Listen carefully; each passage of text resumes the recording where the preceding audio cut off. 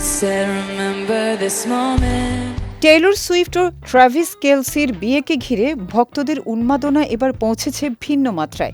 বিয়ের অনুষ্ঠান ও অনুষ্ঠান স্থলের বাইরে থেকে সংগ্রহ করা বিভিন্ন ফেলে দেওয়া জিনিস এখন অনলাইনে স্মারক হিসেবে বিক্রি হচ্ছে। এসব সামগ্রীর প্রতিটির দাম রাখা হয়েছে প্রায় $25। আর আশ্চর্যের বিষয় হলো ক্রেতারাও তা আগ্রহ নিয়ে কিনছেন। নিউ ইয়র্ক সিটি গার্বেজ নামের একটি ওয়েবসাইটে টেইলর সুইফট ও ট্রাভিস কেলসির বিয়েকে ঘিরে সংগ্রহ করা বিভিন্ন ফেলে দেওয়া সামগ্রী বিক্রি হচ্ছে। TMZ-এর প্রতিবেদনে বলা হয়েছে, এসব স্মারকের চাহিদা এতটাই বেশি যে মজুদ প্রায় শেষ। বিক্রির তালিকায় রয়েছে $25 দামের কাপড়ের টুকরো, সফট ড্রিঙ্কের ক্যানের ঢাকনা, এমনকি একটি এয়ারপডও।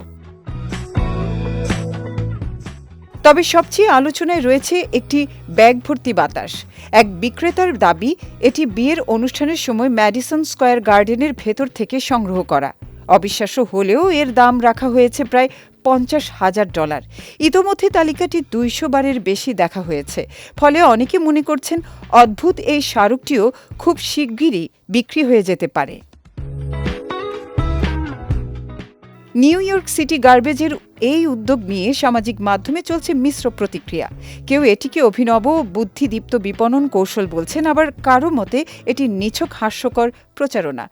তবু মাত্র $25 ফেলে দেওয়া জিনিস বিক্রির এই ধারণাকে অনেকেই চতুর ব্যবসায়িক কৌশল হিসেবে দেখছেন। কেউ আবার রসিকতা করে বলছেন, টেইলর সুইফট যদি এর অংশ দাবি করে আদালতের দ্বারস্থ হন, সেটাই হবে সবচেয়ে বড় চমক।